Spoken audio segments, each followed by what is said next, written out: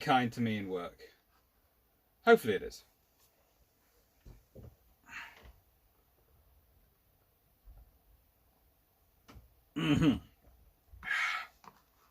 Right then.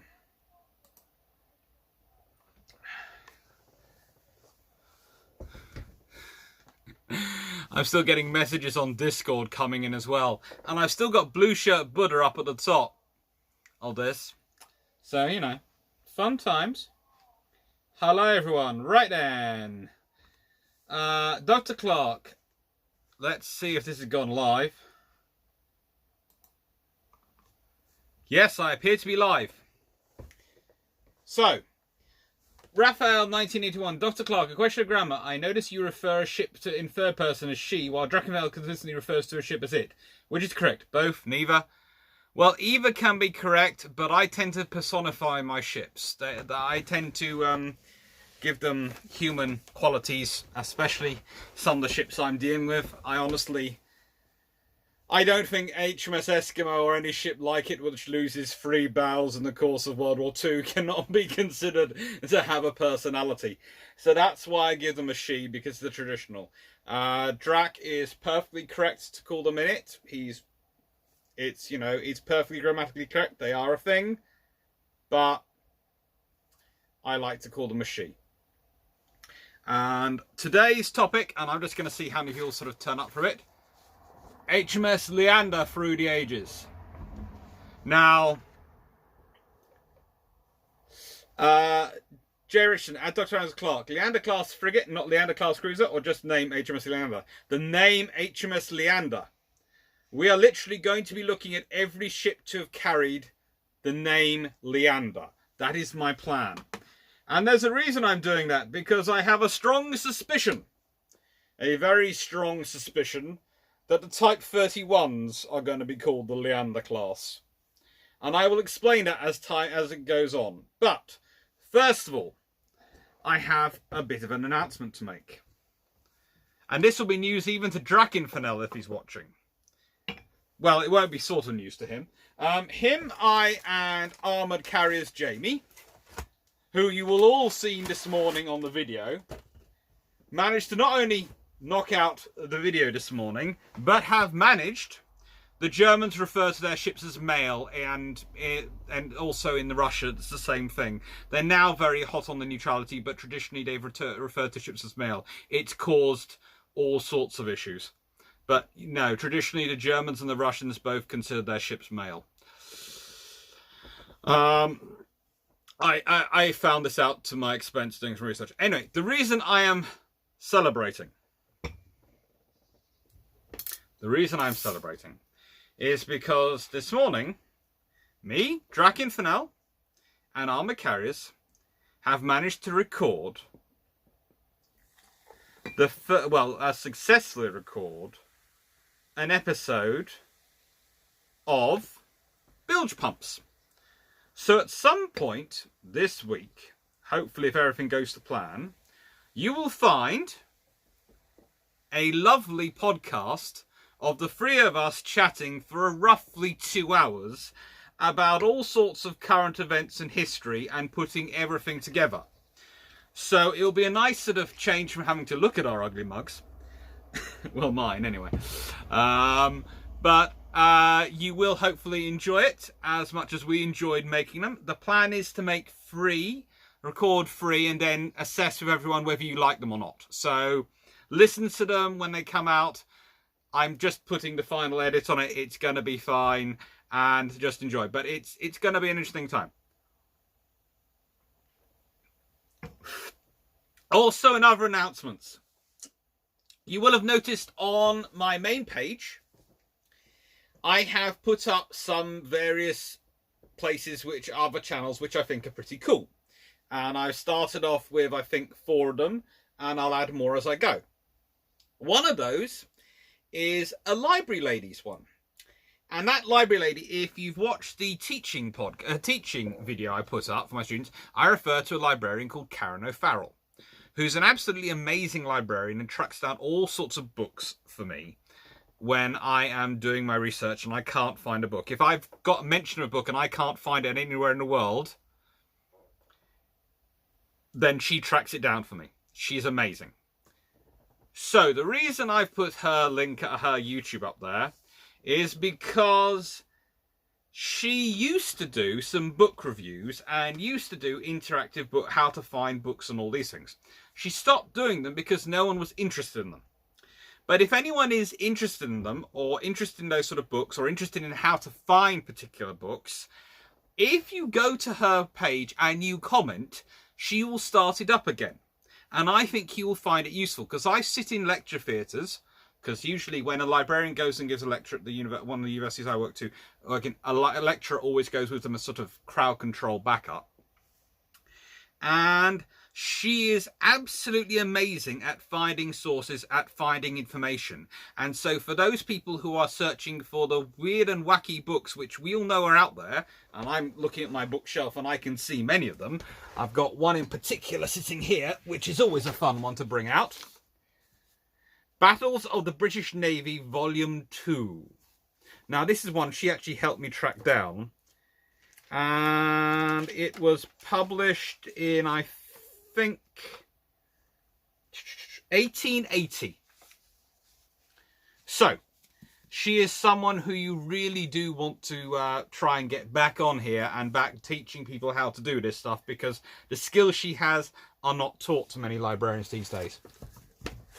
Now, yes, and engaging strategy is swooning.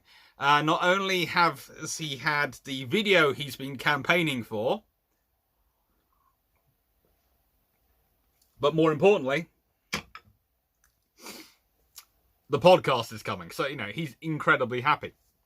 I hope you're all sort of good and enjoying things. Oh, good Lord, we've got 61 people. Hi, Des Newts. Hi, Blue Shirt Buddha. By the way, Blue Shirt Buddha, just the thing, you are still the high scorer on super chats, you know, so super generous and thank you. You know, actually, I have to say, I will just before I get into my own thing, I will say that it was great fun today recording the podcast with Drac and Jamie.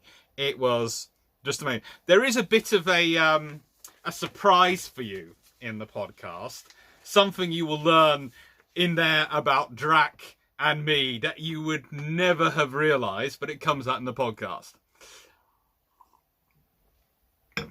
Hello, Schleppy42. Hello, Brock. How's Ohio doing? Hey. Now that sounds like a nice way to be. Hi, Stephen. I have turn of the century training manuals and need to fire an agent.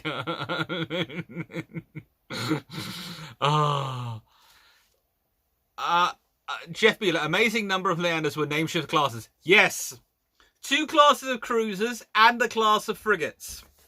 Well, technically 2 classes of frigates, perhaps, but you can call it Newcastle. Kurum 96, all will be revealed in the podcast. All will be revealed. Perry Roden, good evening. I made it this time of night. Thank you. That's good. Thank you for joining us.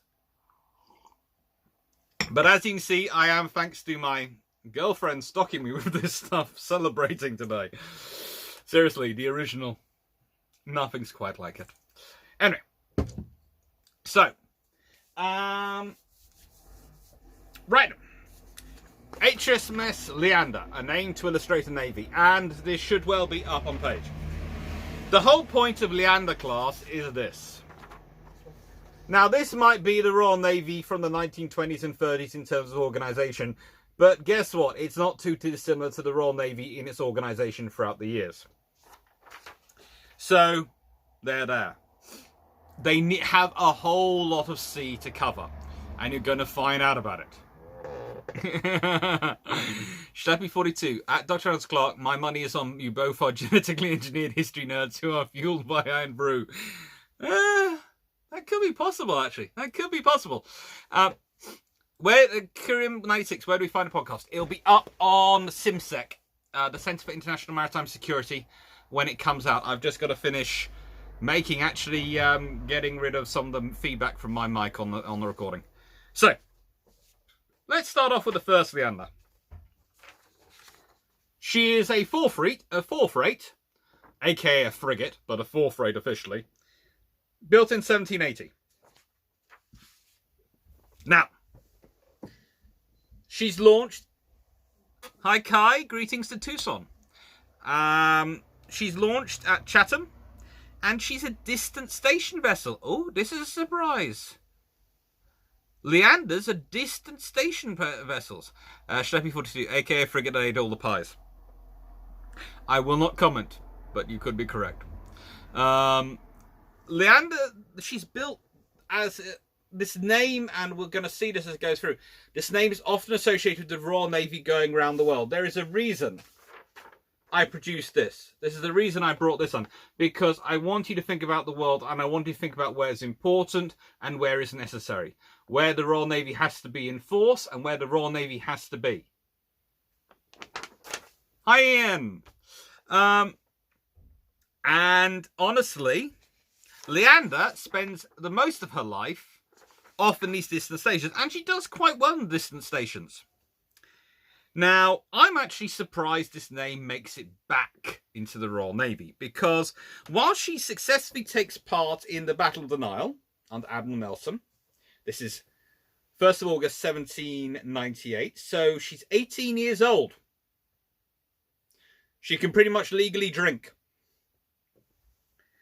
And she's under Captain Thomas Thompson and is her commander. She is actually, after the battle, subsequently captured by the 74-gun third-rate Genereux off Crete. In fact, 17 days after the battle. Her Captain Thompson is killed. 35 people are as well killed. And actually, she's technically surrendered by Sir Edward Berry, who is Nelson's flag captain from the Battle of the Nile, who is aboard her to take Nelson's dispatches home to Britain. So they managed to capture the ship and the dispatches back to Britain. And well, she technically is in service with the French for the next 2 years, but she spends most of that time besieged on Corfu by the Russian and Ottoman forces. So the French capture a frigate off the Royal Navy, which occasionally they do, but you know, this is not a rarity. After the Battle of the Nile, so it's kind of high point, we were in Battle of the Nile, we did well, then capture a French. And then she's rescued by the Russians. Oh. Thank you, Dan Elbridge. Thank you. Yes, Brooke Plain, I think it is Ishkafov. All I know is she is rescued by them. And there are a curious lack of British sources about this particular rescue by the Russians, but they return her very kindly to the Royal Navy in June 1799. So she's been a French control just under 2 years.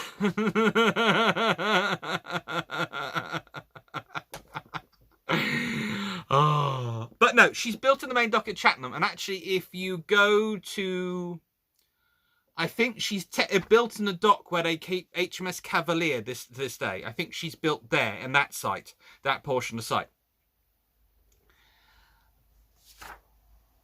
Sheppy 42, docked Alexander Clark, Russians and plus ships, always a good combination. Yes, the Royal Navy were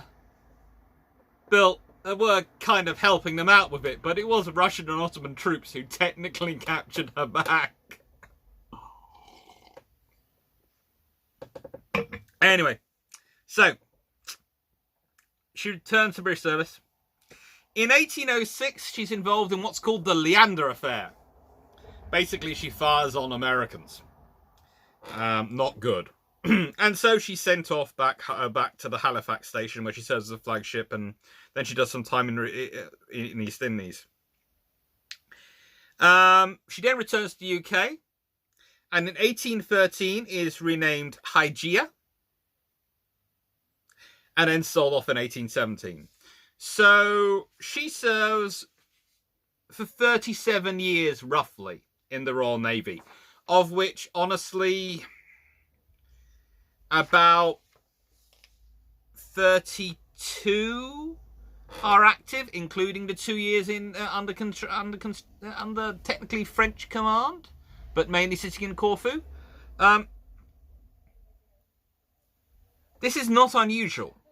The traditional thing is that we talk about when we're talking about especially wooden ships, is that we talk about the first rates and the second rates and the third rates, which spend years, hundreds, sometimes decades, centuries, if you consider some of them, in service. But the frigates are far harder used, and it's not often that it's not unusual for frigates to be out of service within 30 odd years, because they are so, you know, how do I put this politely? They are just so hardly used. A frigate will go beating into the storm. A frigate will be off the coast. A frigate will be the inshore squadron doing all the heavy work in bad weather. This is it. And that's why she was sent with the dispatches. She was the closest thing Nelson had to a frigate, as Jeff Beeler has just pointed out.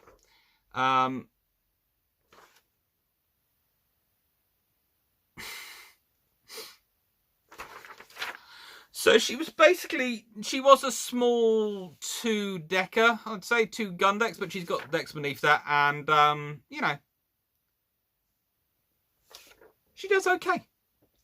There were massive cutbacks post-Napoleonic Wars, but there was also another reason she was got rid of. The Royal Navy had another HMS Leander. And they wanted her to take on the Americans. And they wanted that name to take on the Americans. The reason they wanted Leander to take on Americans is it had a history over there. The Leander had a name in there. And this is a 50-gun spar-decked frigate, or a 4th rate. 4th rate frigates, it's a technicality. And the difference between the two is very, very... as time goes on, the difference between a 4th rate and a frigate get very, very minor. Thank you, Jim. Thank you.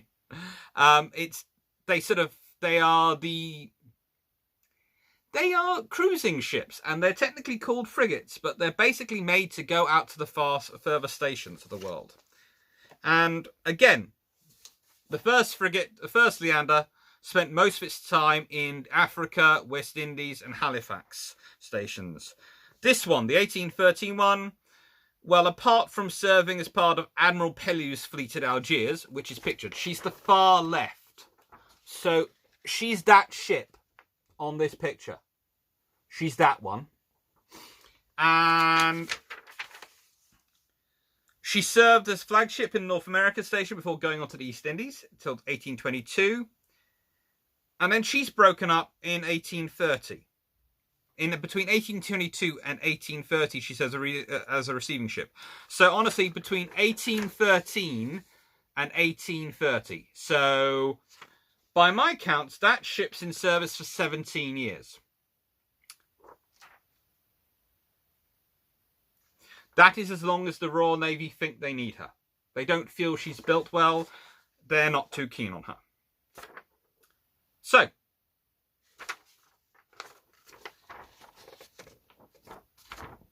$17 years. Okay? This one, pretty much 37 years. There's a big difference between how they're built. They're not built to last so long, no, but, you know, you would expect it to be built a little longer. She was one of the fur-built frigates, yes, but of the fur-built frigates, she had the most seasoned wood. So actually, she was in okay condition when she was got rid of. They were getting rid of all the fur-built frigates. And this is the Royal Navy we're talking about. the Royal Navy have a habit of rebuilding entire ships at this time. If they want to keep a ship in service, it goes into a dockyard and it gets entirely rebuilt. And I mean literally all the wood. It goes for a major refit, which is pretty much a rebuild. And they do this because if they change names and say they're going to put add more ships onto the fleet, there's a big debate in Parliament.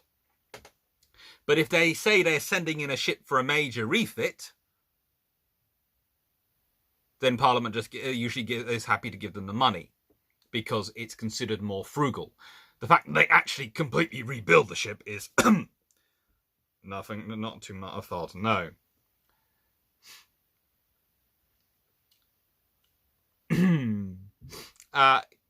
Brock Payne, the USN, was also quite fond of that. Cough Macedonian, and Constellation, cough, yep. Schleppy 42, or build a new one to the old spec. Cough, HMS President, cough, yeah, pretty much. The Royal Navy did it quite a lot. So, whilst in the nicest way, this shit wasn't like. Hi, Carl.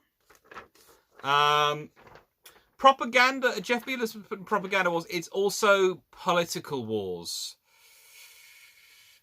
There's a lot of politics going on. There's a lot of stuff going on around, internal politics as well as international politics.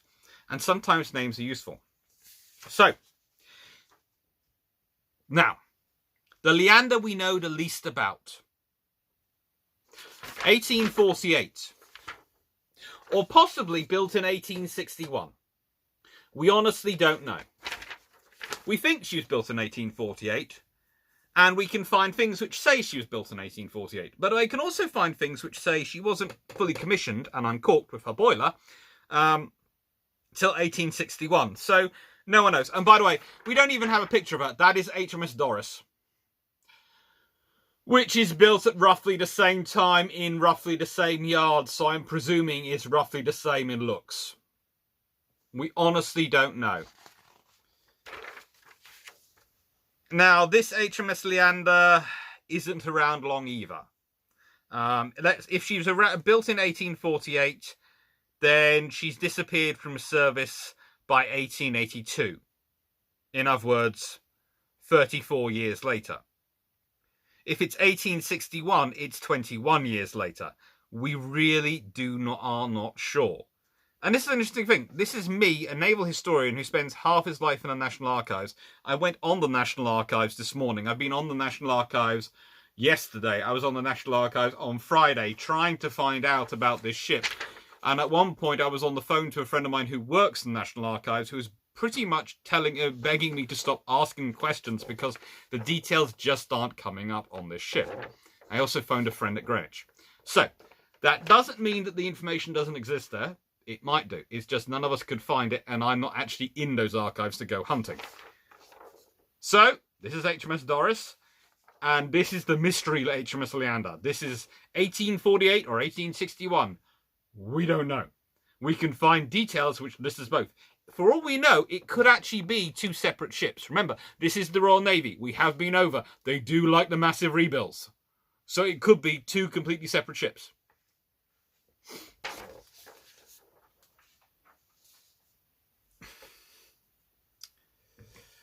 Paul from Chicago, rebuilt as a block ship. Could have been she was started. You see, my theory is she was probably started, if anything, as a paddle frigate. And then while they were doing experiments, stopped. And then fully built as a screw propeller frigate. And I think that's why there's the difference. That's my suspicion. But I would have to be in the archives to be able to see. And I haven't been able to get in there. So I have a suspicion. And it's a very strong suspicion. And it would fit with the facts. And there's other ships which do exactly that. But we don't know.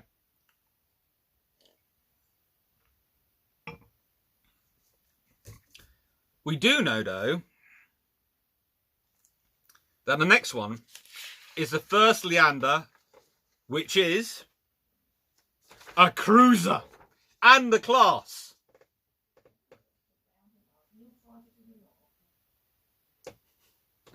It's a partially protected light cruiser. It's a second class partially protected cruiser. And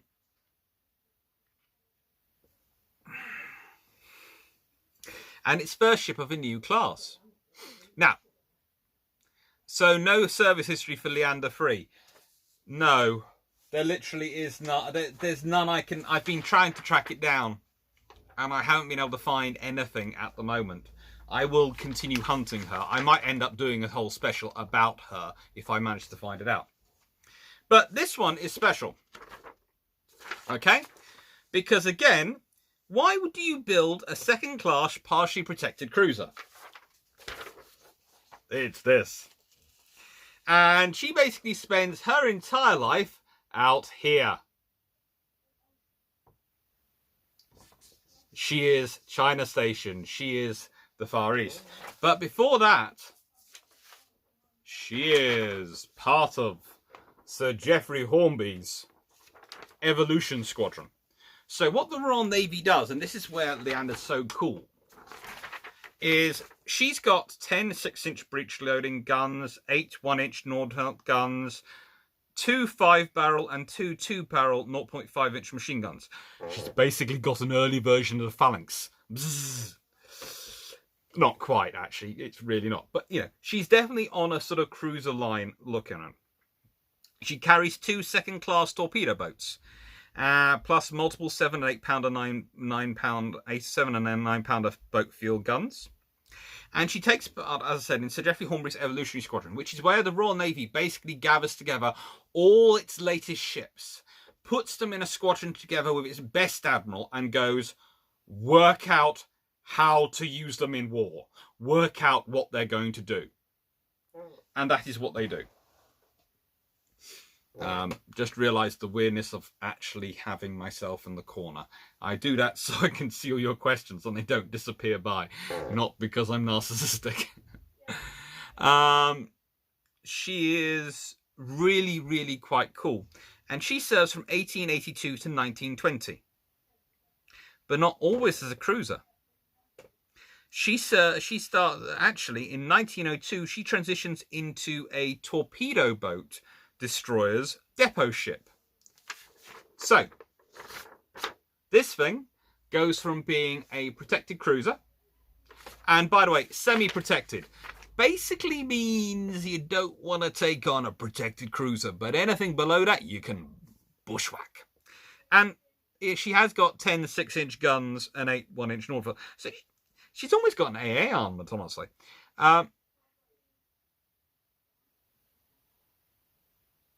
Streppy 42 sounds like an odd way of doing things here. Have this ship. We don't really know what to do with it. You figure out. Basically, it works. What's happening is that the Royal Navy's going, this is the latest technology we have.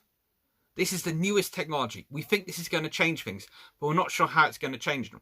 So you put your best admirals, you put your best captains in a squadron together, and you tell them to go at it. Do whatever you need to do. Find out how to use these ships. And then you spread, after they've done that and they've worked out and written up the things, you spread them out and spread these ships and their captains around the fleet, and you raise up the fleet standards. It's basically, well, the Americans have a brigade which specializes in being the opposition brigade in all exercises. In the center of America, they have a big exercise area. I've forgotten its name. But it basically, its job is to hammer any unit which comes to fight it. And they do. And that is how they train up, because they have them perpetually. Britain does something sort of similar at Bathurst, but not quite the same. This is an early Royal Navy version of it. We have all these excellent ships. How are we going to use them? How are we going to get the best out of them? Let's put them together and bash up things. And they did. And then she goes to the China Station, and she spends many, many years. Yes, she does look rather like HMS Warrior in this photo. But Warrior actually comes prior to her, and it's cool. It was the dream job. Carl Gagnon, seems like a dream job for seagoing officers. What opportunities? Yes, they did. She was it was amazing for those seagoing officers, because for them, they got to work with this guy who was considered the foremost officer in his generation. And they get to learn from him, and, you know, they do all sorts of things.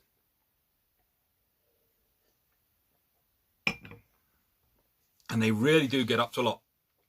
They take part in amphibious operations. They do, you know. I wouldn't quite call her the first modern cruiser, Jeff, but I would say she's on her line to it. Now, because she serves as a torpedo boat depot ship throughout the First World War, well, it's by the time she gets sent to service torpedo boats is 1902. She's been in service for 20 years, and things have changed, have moved on. And remember, in 1905, the Dreadnought battleships start to be launched. So they've gone from ships like that in 23 years, being top of the range in 23 years, to a Dreadnought battleship. The world's changing, and it's changing fast. But she then gets a second life because she's such a good hull, she's such a good shape, as a torpedo boat depot ship. And she's excellent in that job. So good they keep her in it till 1920. Hence, we don't get another one till 1931. Was Leander one of the famous Ellswick cruisers? Honestly, not sure. I'd have to check that one. Is this? Sorry. I think I'm being a bit loud for my poor sister who's doing marking down the corner at our Ellswick cruisers.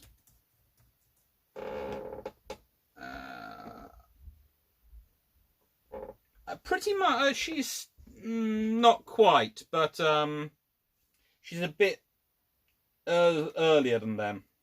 She's a little bit earlier than the Ellswick cruisers, I think. Yeah, they're mostly. Well, she's. I suppose she could be an extent part of them, but yeah, she's sort of. Yeah. They're more sort of they're more first class cruisers in their late 1880s. She's too young. She might be a precursor to them. Actually, looking at them, yeah, she's a precursor, I'd say, to them. She's definitely a precursor. Right then, so we can now get to 1931. We get to HMNZS Leander. Now, she, of course, comes with good old 8 6-inch guns. But some interesting facts about her. In 1941, when the RNZN was stood up, she becomes HMNZS Leander. And so she's out in the Far East already. Predecessor served in the China session. This one, I'm not sure where she served, but I have a feeling it was a far distant place. Served in America and the other side of the Atlantic. Served the other side of the Atlantic. Notice something? These are the ships going out to the far distant stations with this name. Which is why, again, I'm suspicious that the Type 31s are going to be Leander class. Now, what always interests me is Leander gets quite a big write-up in all the naval histories of the war. And this starts with a gentleman called Stephen Roskill. Now, if any of you don't know about Roskill, Roskill is the Royal Navy's... How do I put this? Well, he is the official historian of World War II from a naval front. He writes all the official histories. He starts off his World War II as the executive officer on HMS Leander. So in the nicest way, that might explain why Leander, despite as far as I can see the biggest battle she takes part in, actually takes part in, as a frontal role and isn't on the side or something, is Columbangara, where she's hit by a torpedo, gets quite a lot of history. I wouldn't say biased, but does love his old ship. Also, if I remember correctly, one of the very rich gentlemen who's just died, very nice guy. Let me just look him up.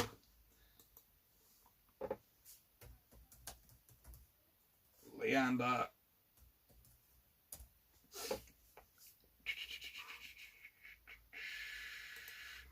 Was also one of her crew. Yeah, Donald Gosling. If anyone has heard of him, he was a very famous car park owner. He ran NCP car parks.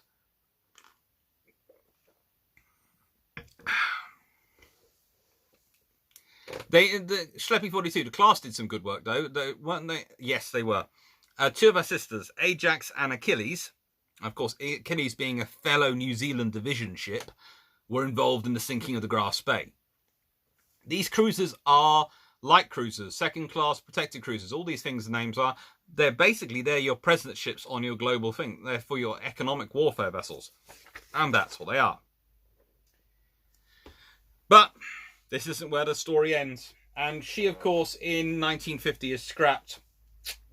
In 1946, by the way, she's involved in something called the Corfu Channel Incident, which is when the Albanians, with help from the Yugoslavians, lay some mines in the Corfu, Albania channel, and the Royal Navy runs into them. So the Royal Navy then decides to clear them up, which the Albanians don't like, and also involves artillery being fired at the Royal Navy and all sorts of things.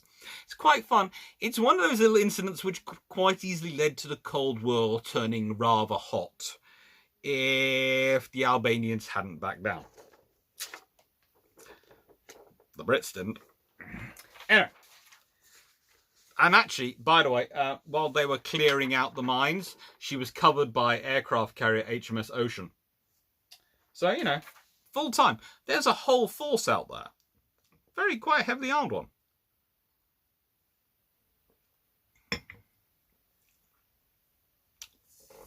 And finally, we have HMS Leander, the most recent one.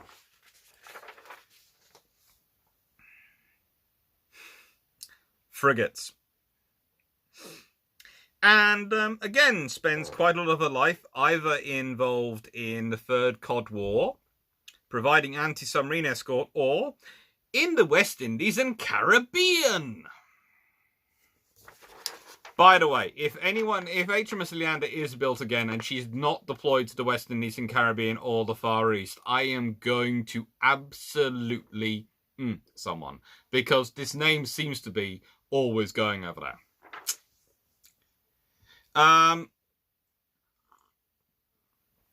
Just to quickly answer that question now, because this is pretty much the question session now. Jeff Beeler, like the following Arethusa class designed for commerce protection but saw much action made for legislations. The Arethusa class are designed for, in the nicest way, the Royal Navy has a small problem. They have a lot of spare tonnage and they need to maximise it. So they design the Arethusa class. And they're good. They work. They fill the tonnage. And they're useful.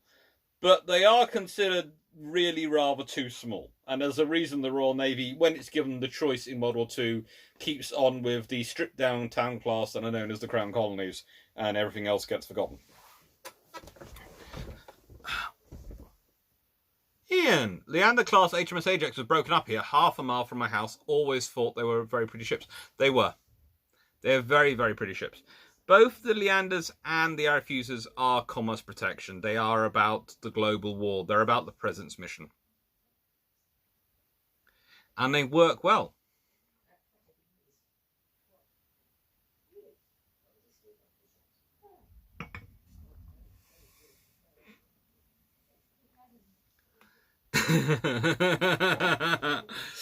Yeah. So, right. Hi, Ian. Hi, Ian. We're being enjoyed by many Ians this evening. That's good. Hi, Ian Coombs.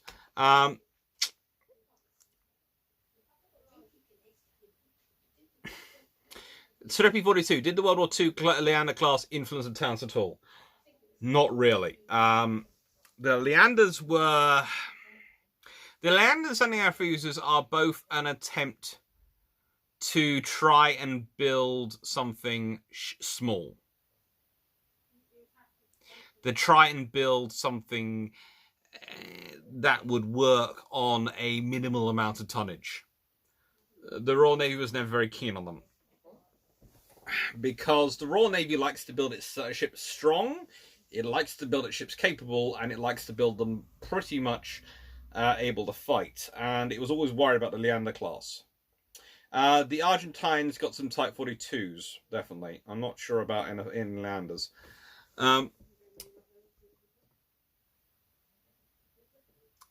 Jeff Beeler, towns based on Block 2 Leanders unit system. Not really, no. You see, what happened is with the towns, the Royal Navy was looking at the Leanders, was looking at the cruisers and going, we need something that can stand in for the counties. But it needs to be a light cruiser. These are trade protection commerce ships. They're good, but they're not the presence. They're not the power. They're not the ability to say, excuse me, that you need for a status ship like a county class or a town class was going to be. Those were your big cruisers to go out around the world and go, hello. They were the presence. They were the things which turned up rather than you having to send a battleship everywhere, because it was far cheaper and far more effective. So the Leanders weren't that. Right then, there's a question trying to get away from me. I will not allow this.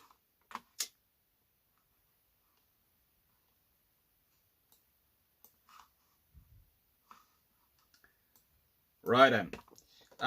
Night Heron production. HMS Kent action with KMS Penguin in May 41. Did the outcomes of the battle affect RM policy for dealing with commerce raiders? If so, did it play a part in Sydney's actions in the engagement of Comoran?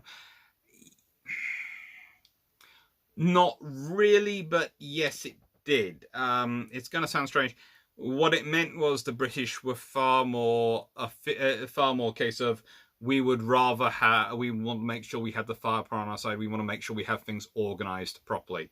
It was a bit of a blunder action, and they managed to get into it. But, you know, they did okay, but they had 8-inch guns on their side. They're a county. A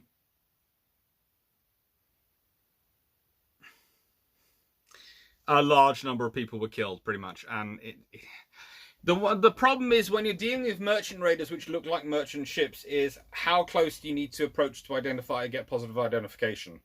And if you get close to them, the closer you get to them, the more chance they have of killing you. And I think this happens to one of the Australian ships, if I remember correctly. It gets so close, it gets sunk.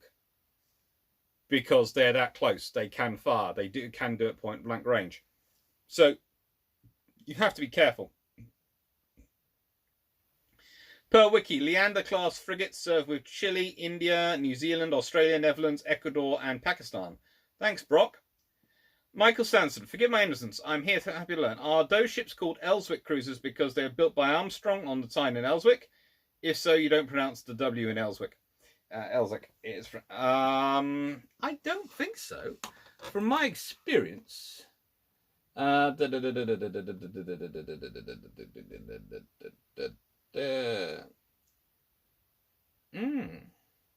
I honestly don't know. I've just always called them Elswick cruisers because that was how Michael Partridge pronounced them when he taught me. Dr. Michael Partridge was one of my lecturers at St Mary's where I did my bachelor's.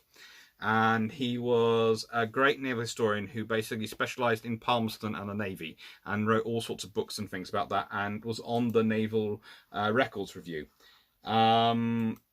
But he died a few years ago, so I don't know. I'm just pronouncing it the way he did. But that you could be right, and I could well be wrong in my pronunciation. I will have to do some investigation. Honestly, the Elswick cruisers were always more his thing, and I only remember what he taught me, really. Actually, Sheppy, any thing about it, weren't the counties similar length to the R class? Not far. Not far.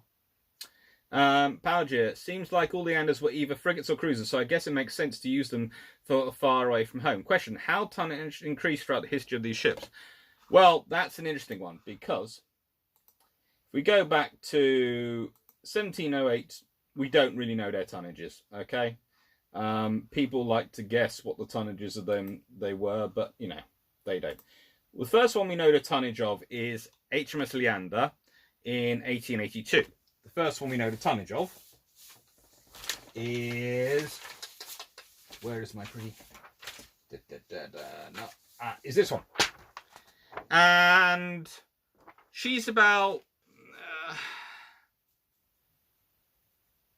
4,000 tons, 4,400 tons. And then you've got the fact that, honestly, I'm just thinking mentally,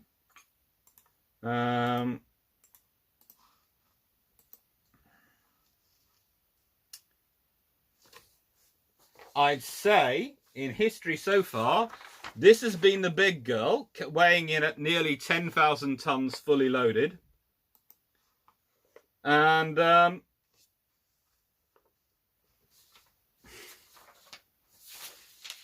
where is it?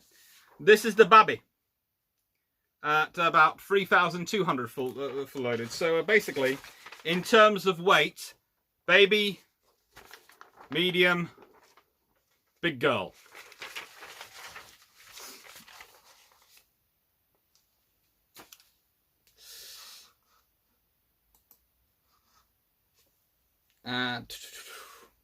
Jerison, at Dr. Hans Clark, you mentioned that Leanders and refusers were for trade protection Model 2, but what classes did they intend to use for commerce raiding?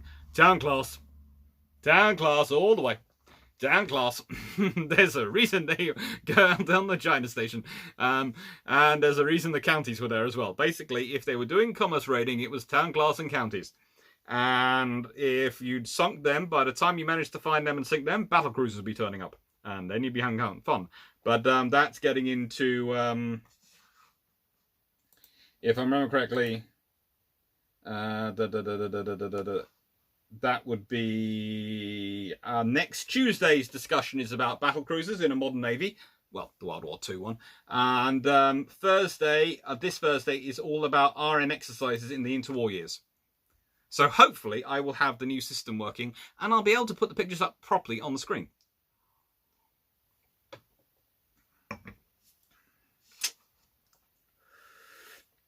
Okay. Richard Hughes, still waiting for Anglo-Japanese Relations Part 2. I know, but in my defense, I'm still finishing off my book, and I spent the Sunday time instead of recording that, I spent it recording what you saw this morning in terms of the armoured carrier, the movie, the discussion with Jamie. So it's coming, it just got delayed. Basically, I'm only able to record 20 hours a day. I do have to let the family sleep occasionally. I'm pretty loud, you know.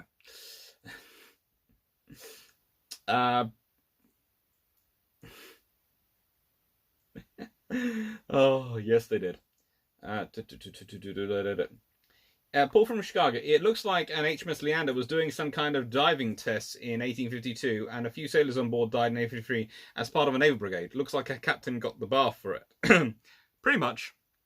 I know, but the trouble is that Leander technically hasn't been launched. This is my trouble. This is why I'm not sure it's the 48 or 61 version, and I'm not sure what's going on.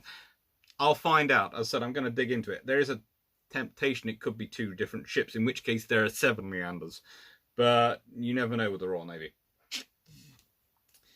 Town and Perry Roden, town and county class for English Vikings. Yeah, pretty much.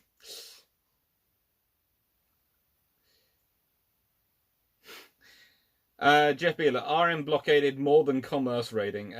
Used converted merchant ships today.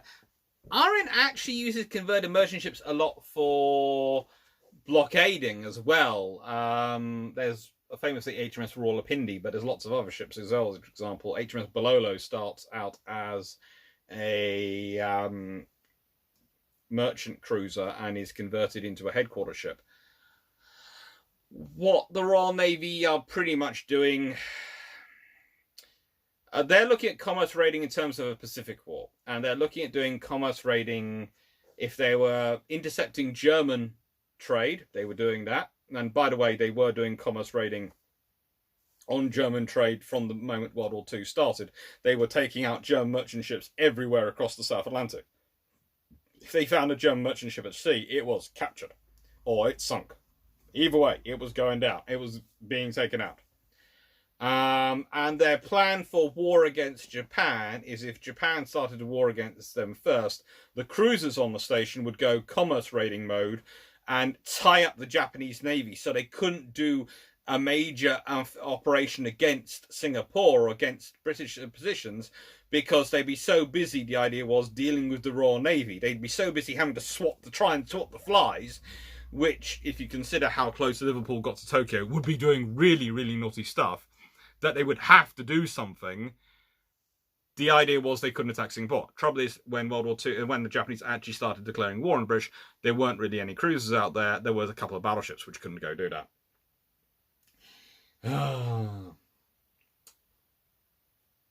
Okay, Dave Aldridge, why do you think that the new RN Royal Navy frigates will be called Leander? And do you think that the RN should begin to reuse names such as Leander in new warships? I always like the reuse of names, and my betting is based on the fact that the new frigates are being built to be deployed around the world. So you are left with Leander class as your options, battle class, or tribals. Tribals are not PC. Battles will piss off the French quite heavily and a few other nations. So you're left with Leander class. And if you look at what they're talking about and the secrecy going on, look at the profile of the Leander class, it's them. Yes, Keswick and Harwick, or Keswick and Harwick. But, you know. Jack Ray, after seeing your videos, the USN seems downright bland in comparison to Rhino. Haven't got around to sick, and I'm from the USA. The US Navy has their own character. They have their own things going on. But you have to remember that the US Navy is a Navy which is still growing and starting to come of age. The Royal Navy has come of age and tends to be, therefore can be more free. The US Navy's got to try and make up for the chip on their shoulder for quite some time that they're not the biggest Navy in the world, but they want to be the biggest Navy in the world, and they want to look good, and they want to be great, and they want to be first, but they're not first for quite a lot of time. So that's why they're sort of, they seem a bit bland, but they are just as characterful. I will get into some of the stories about the US Navy. The US Navy has lots of weird stories going on. Engaging strategy. Do you think the beloved modern Leander FF design was problematic? I'm always stuck the 26 ships were built over 3 batches to a theme on the early 50s design was increasingly a millstone by the 70s. Basically, the Leander class, the frigates, are an early example of trying to do what the LCS did. But instead of you having modules, what you do is you change the innards of the ship a bit and you add in different systems. So it makes sense to an extent. It gives you numbers of ships. Is it a perfect ship? No. Is it a compromise? Yes. Is it really a light cruiser / Arethusa Leander class from World War II, prior to World War II? Yes. It's the ship you're building because you have to keep up your numbers. So you do it. Sheppy 42 on battle cruisers. Is that going to include the Alaskas and the Congos, or even the Deutschlands? Because those are all almost battle cruisers. I might be kind and include some of the heavy cruisers of the world. You almost lost that one by including the Deutschlands in that number. I will agree with Alaskas and Congos could possibly fit in the battle cruiser mark, although I don't normally accept it, but I can agree they look like it. The Deutschland class, no. The Deutschland class are not battle cruisers. The Deutschland class are not pocket battleships. They are eccentrically armed heavy cruisers at best. At worst, I can be ruder. Okay. William Bolton, you do not press. Ingrid, there's a whole debate going on still on how to pronounce Keswick and Ellswick. Carl Gannon, which class are you talking about? Type 26. Type 26 are city class, aka town class. pretty much names. And so the Type 31s are what we're talking about, which currently are billed as 5 ships. Again, would fit with the Leanders, and then the next batch would probably get another name broader. Probably would be the battle class.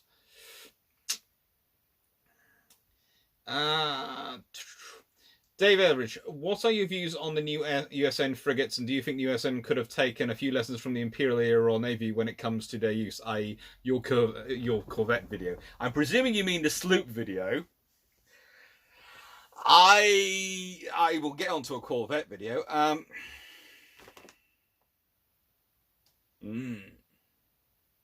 Yes, they could have, but you have to remember the US Navy has got the pressure on it to remain the #1 in the world.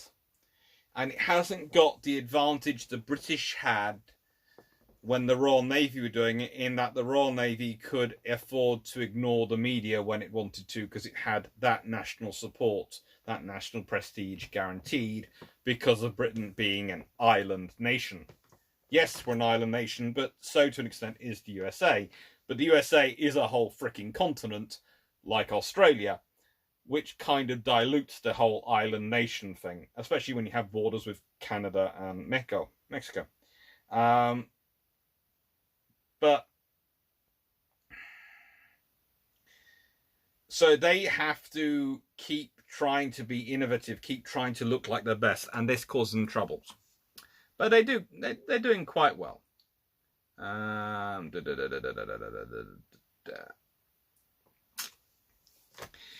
think really the US Navy needed it with the frigates. They're going to do better.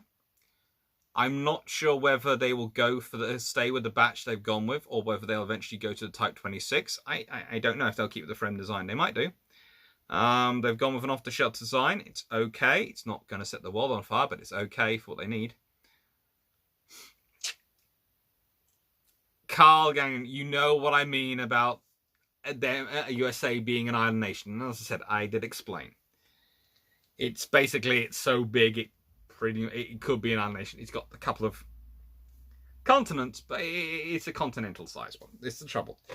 Ian Greenlee, whenever I hear I want to be the biggest navy in the world, I invariably think of Kaiser Bill. Remember, he didn't want to be the biggest navy in the world. He wanted to challenge the biggest navy in the world, and that was his mistake.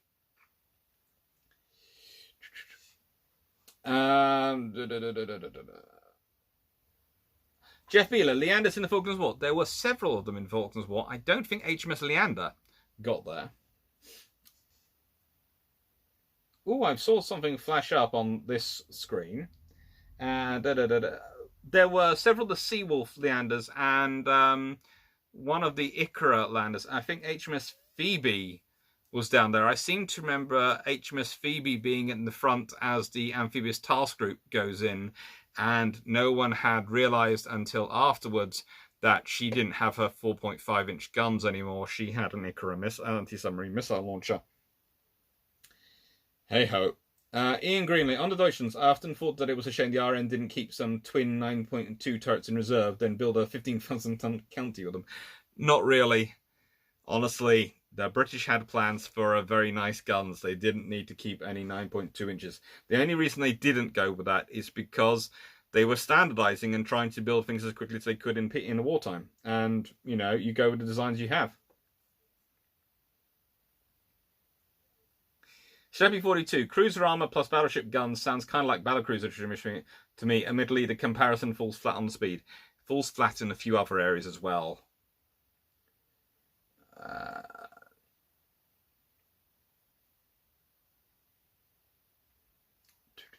Right. Paul from Chicago. The RM was trolling the US in 1953, sending a 50-gun HMS Leander to New York City with some Royal Commissioners.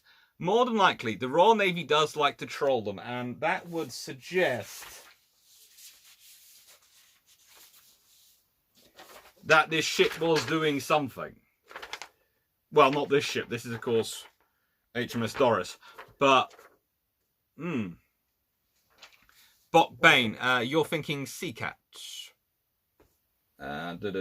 She did have Seacat launches on one, but I think she had Ikra ones as well. She had an Ikra things. No. J. Richardson, Seawolf launchers on Leanders. Do you mean the other point defense system one that was Alcos? No. Some batch 3 Leanders were refitted with Seawolves instead of their main guns.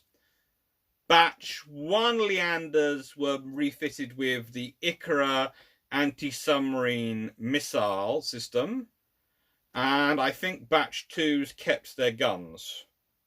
But don't hold me to that because I'm not 100% sure that they might have all lost their guns. Engaging strategy. Have you seen the size of an Ikra rocket? You could definitely emulate the Academy-class sea-slugging Argentinian short targets if you were so inclined. You could, but it's a very expensive use of an anti-submarine rocket.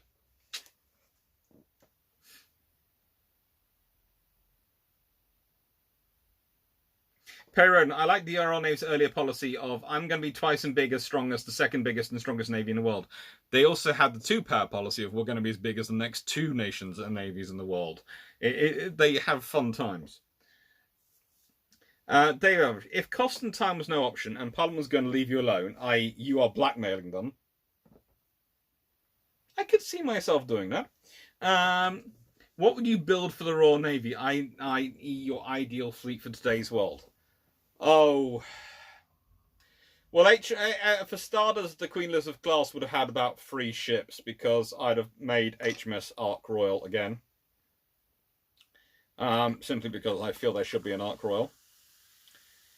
I would have the San Carlos Bay, or no. Yeah, San Carlos Bay class LHD, which I would have about 6 of. So I could use F-35Bs or any helicopters all off all of them if I wanted. I would have about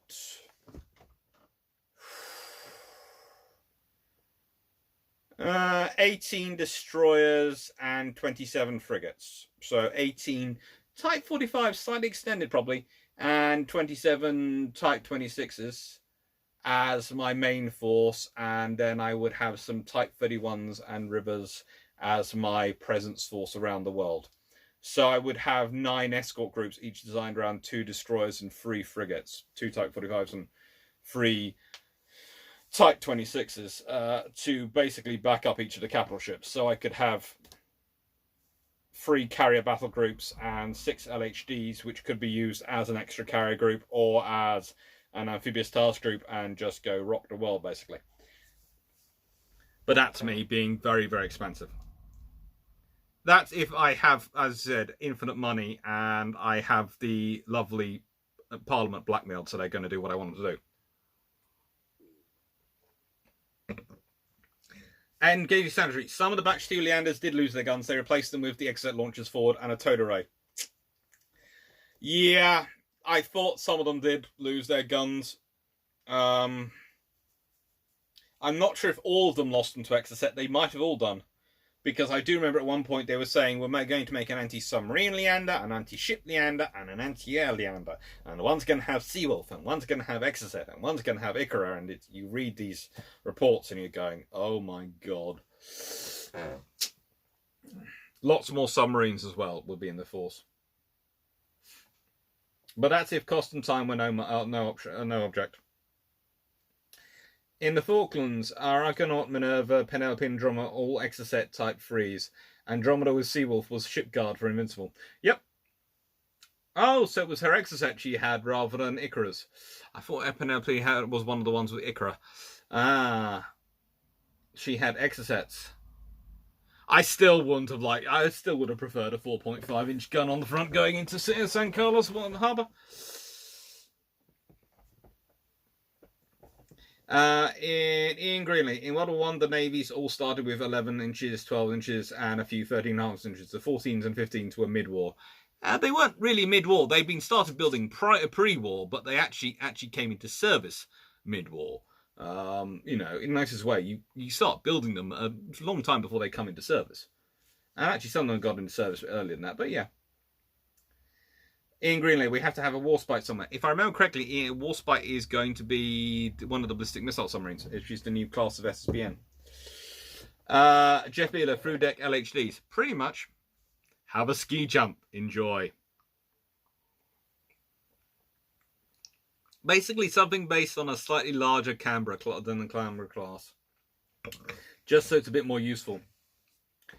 Force A1, do you think anything about the outfit of the DSC laser dazzle sight? It was a blinding laser which, according to what I've read, may have been used in the Falklands War, arrived too late to take part. It arrived too late to take part, but they would have liked it on some of the ships.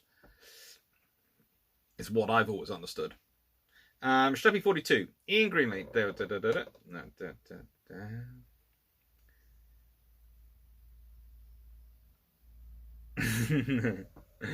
Engaging strategy. Designers of the Bristol class still got it right in the flotilla defensive bay. Just put all the weapons on one ship and build a class of that. Yeah, that is a good idea. You do put Seawolf, put Sea Dart, put everything on the ship and have it go. That's what they basically did with the Type 45s.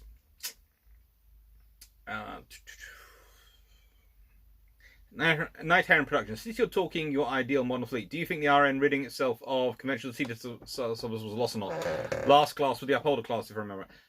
I would have preferred to have kept them. Yes, I do think they use the force multipliers.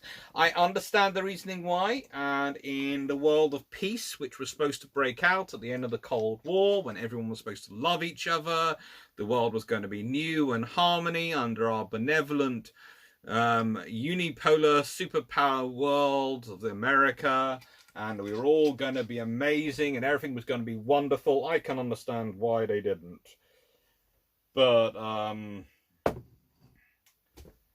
yeah, doesn't mean I agree with it. I have a very generous girlfriend.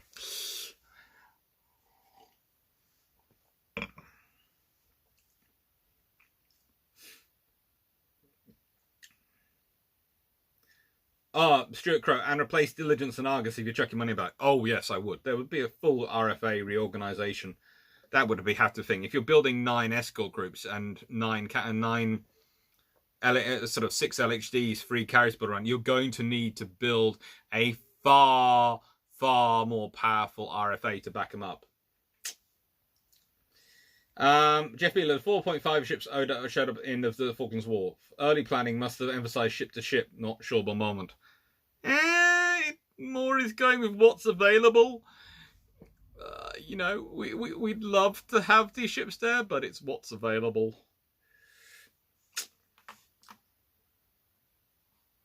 Steve White, what is the potential of Ford CV Maglev catapults? Very good, excellent. But I wouldn't want a ship without a nuclear reactor. Otherwise, you're going to give up a huge amount of your space to batteries. Honestly, far easier to go for Vistal and have gas power if you're Britain. Sheppy 42 at Dr. Ernst Clark. We were talking about the guns on Scharnhorst and Gneisenau. Yes, I know, but those ships are an interesting specialty. Jay Richardson, I thought that one of the Type 45's Dauntless still doesn't have harpoon launchers. As Engaging Strategy says, Type 45's got their harpoons from the batch-free Type 22s. The 6 ships share 4 sets of launchers between them. Oh my god. We're hoping, I am so hoping, please, Lord, let us buy the naval strike missile from Norway and fit it to all our surface ships, so that we do not longer have them fitted for but not with anti-ship missiles. Please. I'm begging now. Steam White, Gneisenau turrets still exist in Norway. I think I have heard that one, yes, and I haven't seen. It's on my there. I've got a huge itinerary of things I want to do if I eventually get to Norway on a research trip. That was what I was actually planning on doing this summer. If I explain, okay. So, in my summers, I tend to work for a company which Ian Coombs, if he's still online, works in, called Justin Craig. They're A-level and GCSE revision company. They're great. They do great revision packages for kids, and they do summer schools. Anyway, I tend to be one of their course directors, and I love it because I get to help these kids really excel and move on, and I help to be sort of do all the sort of pastoral care stuff and chat with the kids and tell them what university life is like and make sure they have a good time and learn a lot. And that pays me fairly good money. And my summer work for them is what I usually use as my research pot. So I go and work a few weeks for them in the summer, and that money then goes into my research pot, and that's what I then use to go and do my research trips. Of course, with COVID-19, I'm not sure if that's going to happen again this year, so I might not get to Norway this year. But, you know, that had been the plan. But it's a lovely company. Please do look up Justin Craig Education if you've ever got kids in the UK who need revision or help with their GCSEs and A-levels. They are a wonderful and lovely company, and they have great tutors and marvellous course directors. That is me being egotistical. Right. HMS, in modern times, HMS Plymouth was evaluating a blinker, a shipboard laser for dazzling aircraft, rumoured to have marked targets for the Harriers. It's rumoured for a lot of things, but actually it doesn't really seem to get working until post-Falklands War. But, you know, I'm open to be corrected by that because what I've read is mainly the official reports and some individual accounts. Night Heron production. Was it seriously expected that Russia can never rise again with some lethal and capable subs that were less than a decade old in 1991-92? Yes, it was honestly believed that the Russians would always be a peaceful nation and that China would be lovely and capitalist and they would all come together and do ringa roses with flowers and loving each other and peace and harmony. Unfortunately, the politicians believe their own hype. I don't mind politics. I do object to when you believe your own hype.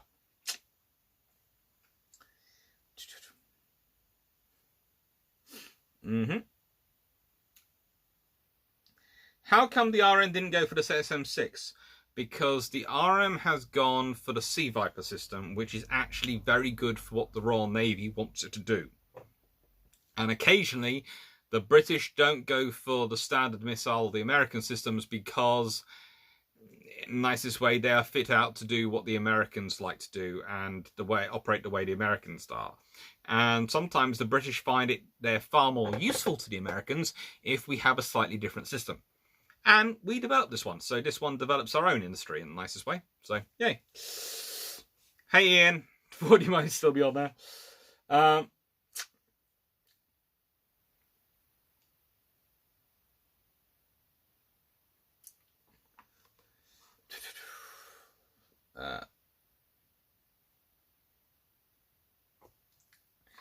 Yeah, anti-ship missiles are quite useful on ships that are meant to, you know, fight other ships. Yes, correct, Perry. Strikes me again that the same vein, BT not taking German shipbuilding strategy seriously.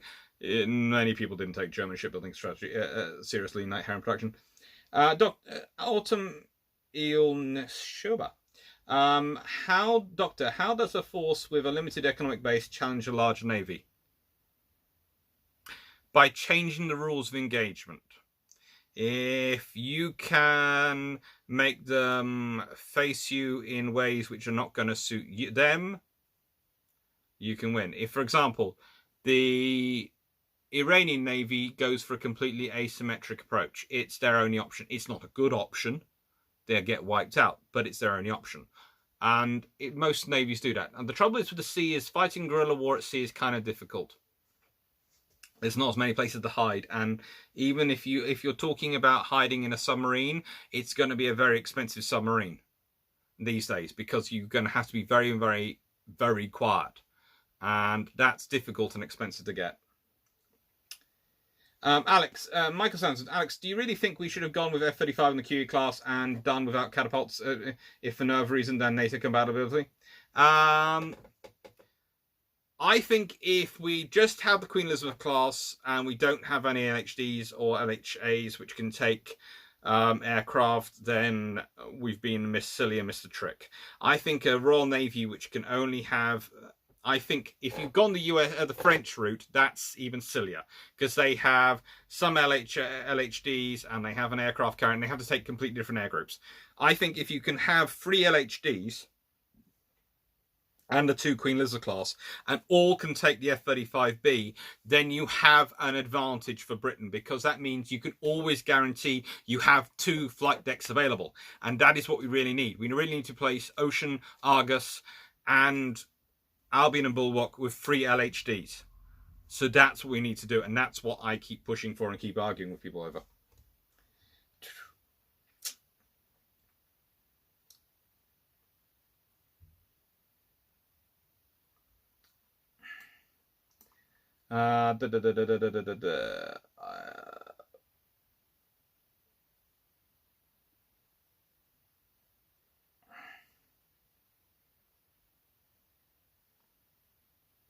Right, almost lost where we were, and then I found again. Night Heron production. I remember the Kursk incident, but still can't believe people seriously wrote Russia off as ever being a military threat again in the 90s. I've read the reports. They're writing them off completely. They thought it was never going to happen. And, you know, it's one. Stephen Connery, evening. Agree with the naval strike missile as your choice, but keen to hear your reasons. Mine be cost, range, meant to be hard to deck. Pretty much those, plus it's very, very well tested in cold weather. And if you consider the Falkland Islands and the North Atlantic are freezing for much of the year. Yes. Right. Engage a strategy. Here's an interesting one. Do you think there are any ships or classes that weren't Leanders, but in a better world should have been on that name?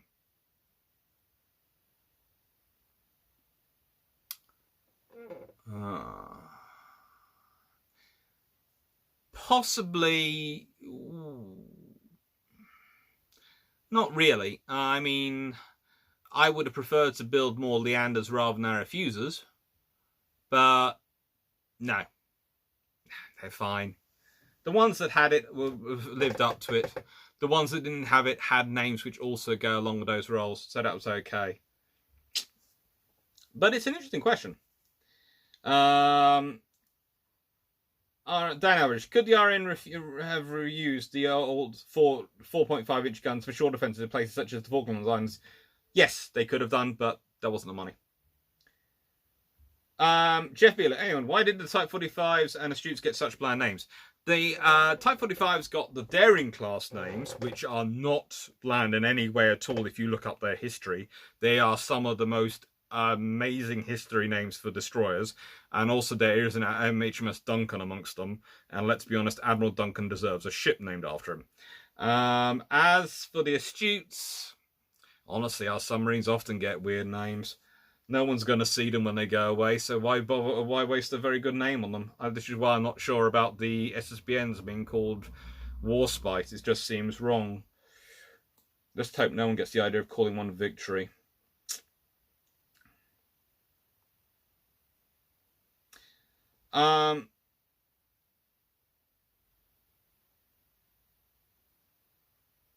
Jerry Richardson, I think I read somewhere that the Royal Navy Task Force in Falklands had computing power more substantial than the Soviet Armed Forces or something. There's all sorts of things written about it. I'm not sure about it myself. There's all sorts of stuff taught.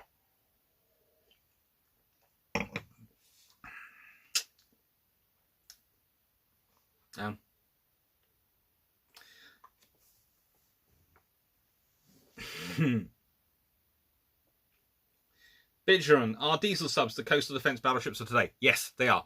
Basically, a diesel sub is a mobile minefield. It's brilliant for sea denial. You put it there and no one's going to be going into that area. The moment they found you, they're just going to avoid you, but that's not your job. Your job isn't to hunt down enemy ships. That's the nuclear sub's job.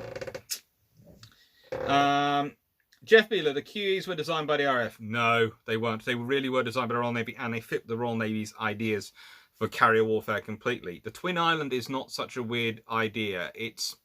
There's quite a lot of ships going down that route because, honestly, the advantages are so great for having a forward control system for conning the ship as a bridge. It's overwhelming, but so is the reasons for having a after position for aircraft control. And the Americans solve it by building a massive island structure. A massive island structure. Okay? So that they're high enough up they can see out. Anyway. And the British went, well, we could do that, or we could do this. And we've got to have 2 funnels coming out anyway because of the fact we've got gas engines and where we put them. So we can either have a lot of trunking or we can do this. And so they went with that. And it works. It works.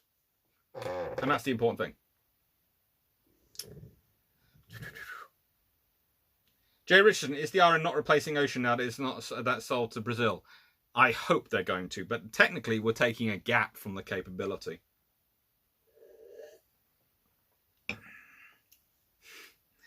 Night Heron Production. Sorry, some of my comments are lagging and it takes time for me to post them.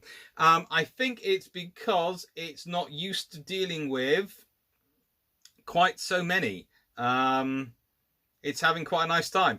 I'm going to have to get a proper system to sort this out because currently I'm using Steam on the Streamlabs on the phone because the Streamlabs on the computer isn't working. I tried again this morning, it still isn't working. So I'm going to have a long chat with Drac at some point and find out what software he uses and go for it. Ambuscade is not an awful name, Ian Greenlay. It's not. She's she's an ambush vessel. It works quite well. It's fancy. I'm not sure, you know.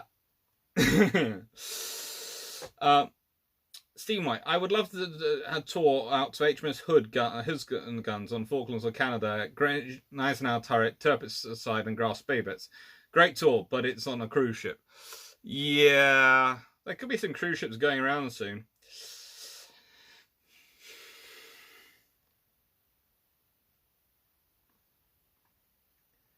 Connor Watson, try OBS for streaming. I will look into the various software options. It's working out what's best. I think I've caught up with the questions, though. Oh, good Lord. So, how are you doing? Oh, here's a question from me to all of you. Of those of you who've watched the video which came out this morning, did you like it? And would you like more of them? Because if you do, we might do another one about aircraft design. So basically, that's the question. Did you like it and would you like more? Also, have you seen the landing ship ones and did you enjoy that?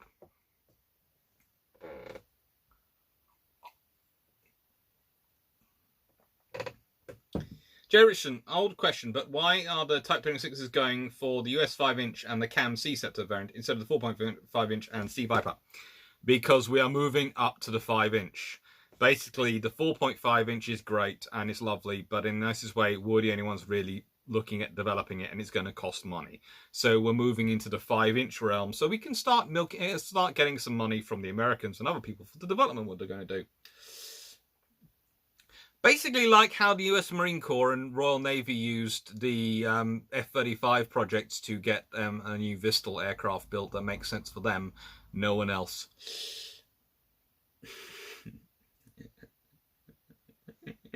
Engaging strategy. Use my title card. So is that even a question? Well, you're one. I was checking everyone else didn't mind as well. Stephen Conroy, looking at Somerville in a whole new light now. I do say he tried his best and he makes a decision, but the thing is he makes the right decision, but not the right decision according to the Royal Navy. The Royal Navy risk it all. HMS Formidable in Crete. I know I said victorious in the video, but I was distracted by trying to win. All these things. The Royal Navy risks it all to win the big prize.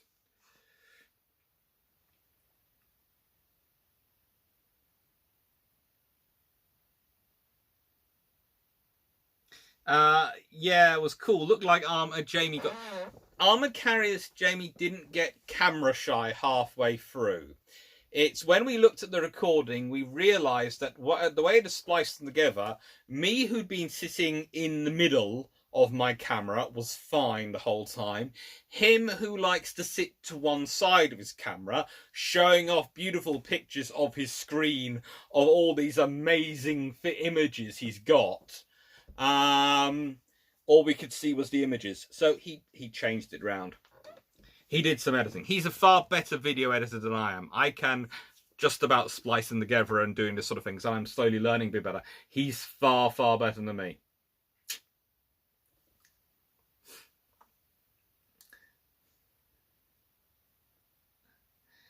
Oh.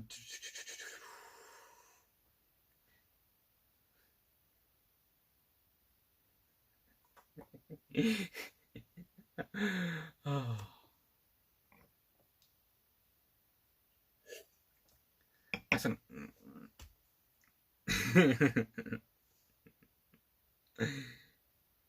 Jeff Beeler, Between Wars history is interesting, is not often talked about. No, it's not. As I've said quite a lot, and I've said this morning, I've said it often, I get very annoyed with books, and there are literally books sitting along that wall that when I need motivation to write, I pick up and read, because there is a good one there, which is very, very good, but I won't show it because I'm going to be bashing it. It's got 150 pages on World War One. It's got 350 pages on World War Two, and it's got 10 pages on the 20 years in between. Why? Stuff happens. Interesting stuff happens, but they keep forgetting about it.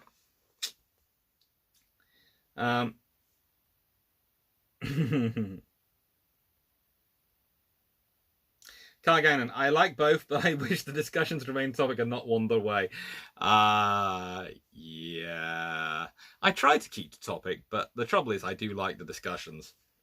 It's kind of like it was, you know, in most seminars at university, what I tend to do, especially if I have a 2-hour seminar with students, is there are presentations in the first half hour, either given by me or by the students. Then I try to do, we have about a 30 to 40 minute discussion. And then we open it up for the rest of the time, to just a general discussion of the topic and of the area around it, so that any other questions can come in. And I find this is a good way to try and make students, when I'm working with them, see the wider, broader context, because you need that. Most of these things interlock with each other, and that's, I suppose I'm following into the same pattern here, just through force of habit.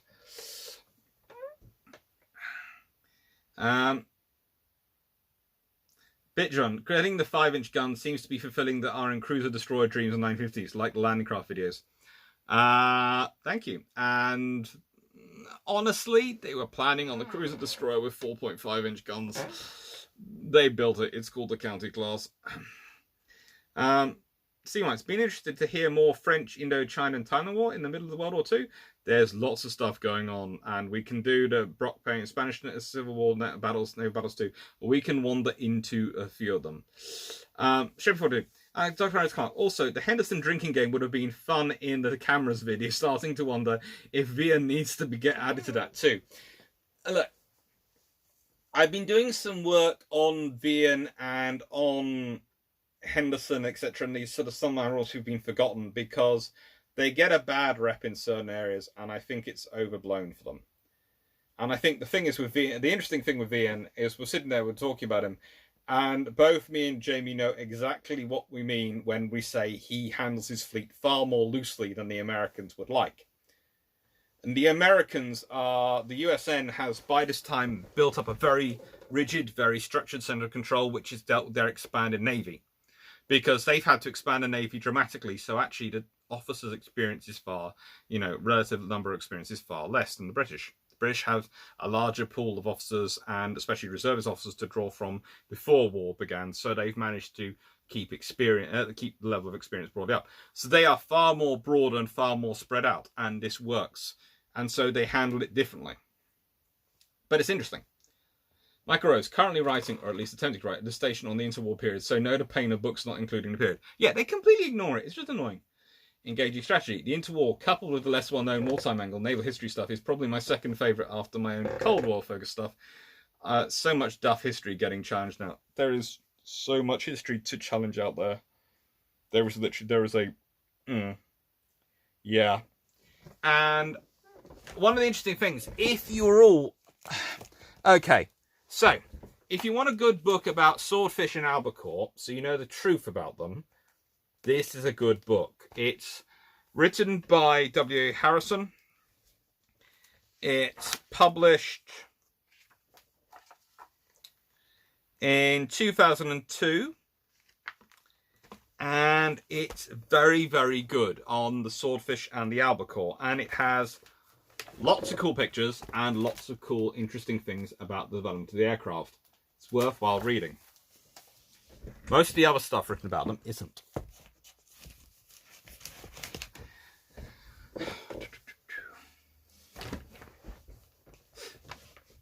Jay Richardson, university lectures on history sound strange coming from university lectures on engineering.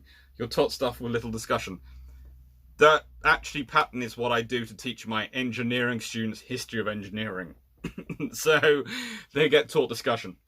They have to at my university. Otherwise they have to deal with me. I turn out engineers who can communicate with the world.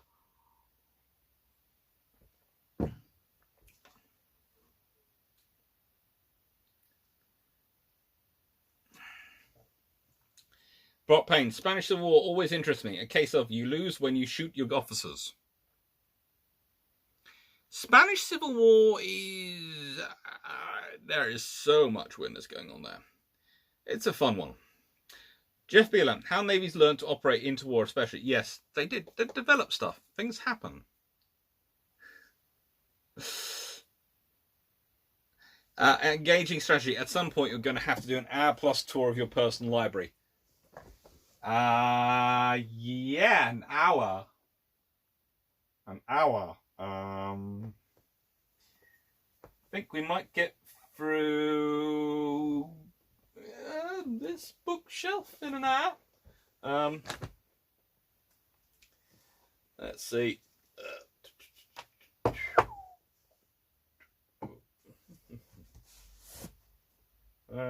Yeah, maybe we get onto some of that. Possibly wouldn't in an hour.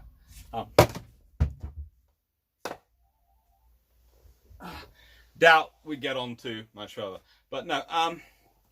It's a fun time. I am quite a... yeah, I collect a lot of books.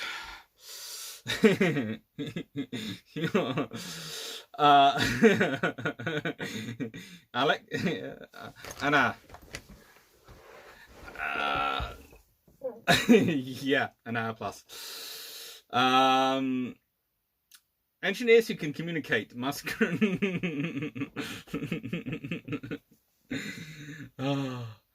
Sheppy42, yeah, a lot of problems with some of the popular history. Watched an American lecture on Jutland, and it could be summed up as BT did nothing wrong. Oh, God.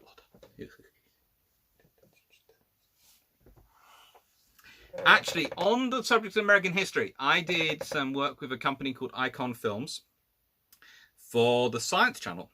And a series called Mysteries of the Deep should be coming out at some point, where I'm one of the historians on it. So you hear me talking a lot in that. So yeah, should be all over on television. Paul from Chicago, I'm not sure I can afford a tour of Dr. Clark's library. It could be expensive. I have got some pretty books. Some very pretty books. Actually, for my American followers, this one, Pete Ellis, an amphibious warfare prophet, 1818-1823, published by Naval Institute Press in 1997, by Dirk Anthony Bondorf and Merrill Lewis Bartlett, is excellent. So if you're interested in amphibious warfare, this is a good book to get. Michael Sanson, you almost make me wish I'd done history rather than mechanical engineering. I teach mechanical engineers. I teach mechanical engineers, civil engineers, and aero engineers at Kingston. They're all lovely. Occasionally I have fun with the quantity surveyors, but that's more because they're sitting there going, we're learning all about buildings and all this interesting, because the core quantity surveyors get shoved in with all the rest of the engineers, and it's really not their thing sometimes.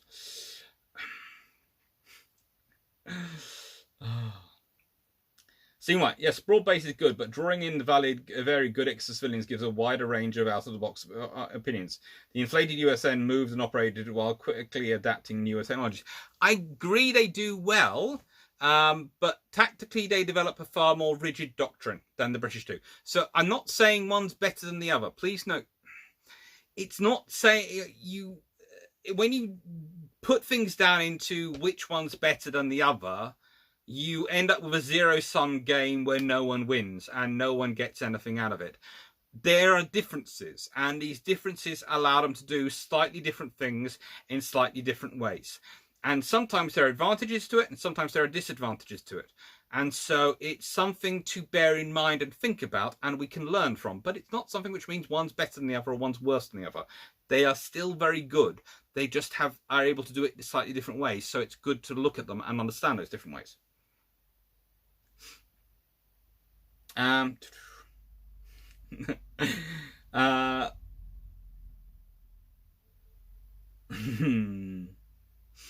Bishon, what ship or other watercraft or stone frigate in the modern RN would you name after Beatty?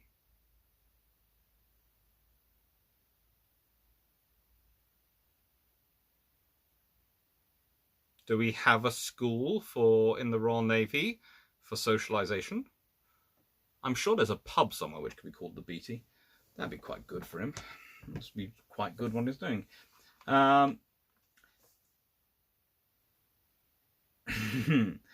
Yeah. Now, Stephen White, World War II irks me. Been a lot of world wars. Can say U.S. Revolution was part of a world war. Napoleon Wars can be a world war. Actually, Napoleonic Wars and several others can fit in something called the Second 100 Years' War. Welcome to the world. It scares me sometimes.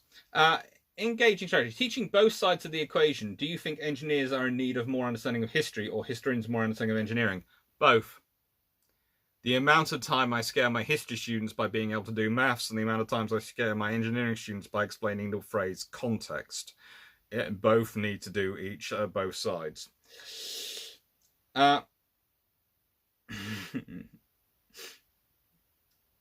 Nathan Andrew, at Dr. Thomas Clark, have you seen the Jutland lecture by Professor Andrew Lambert, 25th May 2016, on the William Wright channel on YouTube? No, but I used to see the Professor Andrew Lambert lecture when he was my PhD supervisor on Jutland every single year when I was his senior teaching assistant on the Aspects of Naval History course. So I have a fairly good idea what it was like without having to watch it. Oh, Jeff Beeler, what PC destroyer names would you like to reuse? I'd like to reuse the battle class, but I know that would get me into trouble. I'd also like to reuse the tribal class, but that would definitely get me into trouble. So possibly the J class. They did a lot of stuff, and the L class. Both are quite good. Jerison, at Dr. Clark, what do you teach quantity surveyors? Most of what they're taught is mostly method.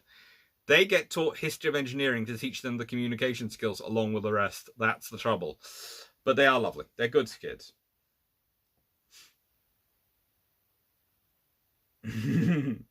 Jeff Beeler, history students need to learn about diseases and climate change and their effects.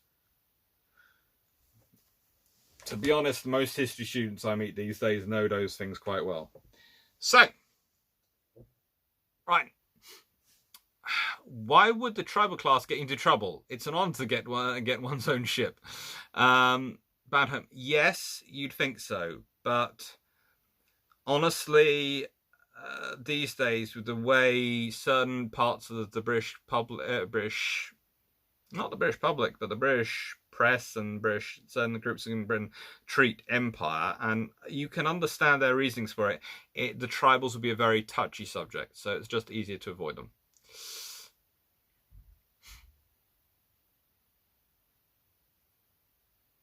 Oh, a Sheppy 42 at Dodgers Clark. Do we need another glowworm? Oh, go on. An HMS glowworm would be cool, but just imagine the ribbing she's going to get. There again. If we had a G class, I would insist there being an HMS Gurkha. And honestly, that'd be quite cool because Gurkha is another name for well, you can either call a ship Gurkha or a ship could be called HMS. Do you really think you're hard enough, and do you want to go outside the door and get beaten up now? We had an HMS Trafalgar, but she was a submarine. It was less annoying for the French.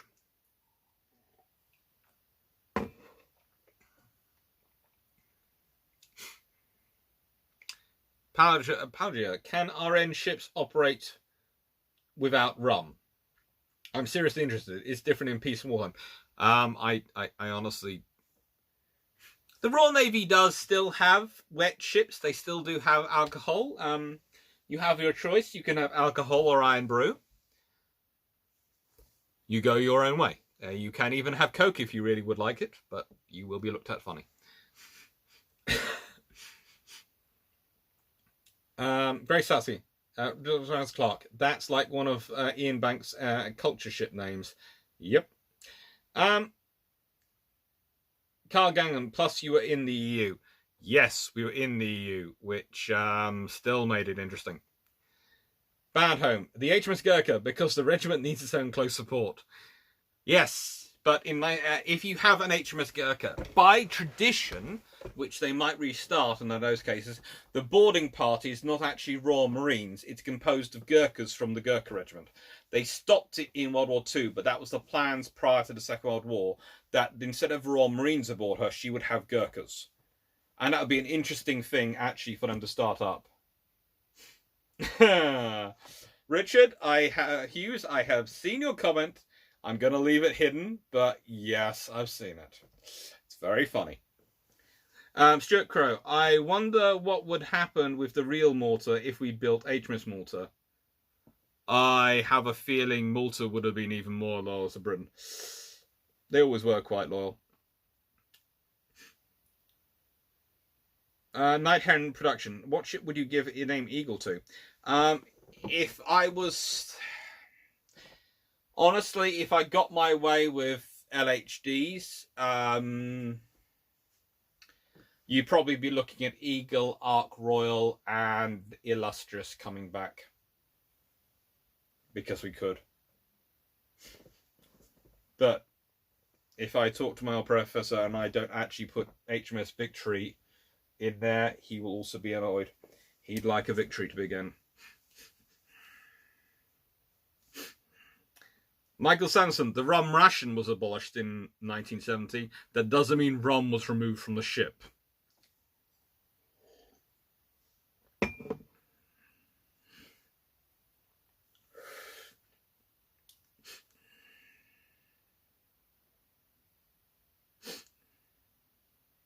Sheppy42, do you think we could stand to reuse some of the R-class names to Revenge, for example?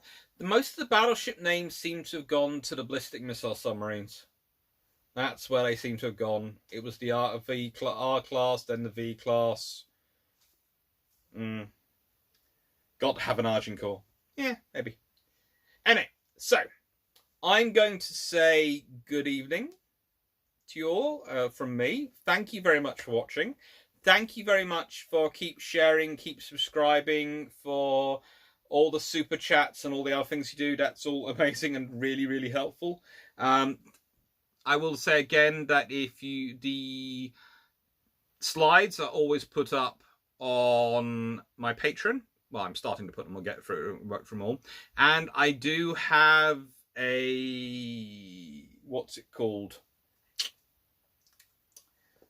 It's actually looking at me now and actually going off. So let me see. I do have a Discord server. So, you know, those things. What ship would name... Paul from Chicago, just do this question. What ship name should Jellicoe have had at Jutland? Royal Oak or Royal Sovereign? I'd have liked him to have had HMS Queen Elizabeth myself. But we'll leave that to one side. Right, take care. Thank you. See you on Thursday. And good evening. Would you like a Discord link? I will post one up beneath this, which will be live for 24 hours. And thank you. As I said, Thursday is Let Your Drills Be Bloodless Battles and Your Battles Bloody Drills. The RN's fleet exercises in interwar years in World War II. So basically, how the Royal Navy prepared for war, how it built everything up for war. Hope you enjoy it, and hope you're there. Take care, and hope you enjoyed this one. Thank you. And right, so thank you, Greg. Take care, James. Take care, Martin. Take care, Ian. Nice to see you all, and thank you very much, as always. And thank you, Perry. As I said, I will post a link to Discord below using my phone when I can. Right. Take care. Take care. And thank you, Bookpain. Thank you, Perry. And thank you, Persia. Bye. I'm very pleased, Stephen, to know that I have taken over your whole day. Take care.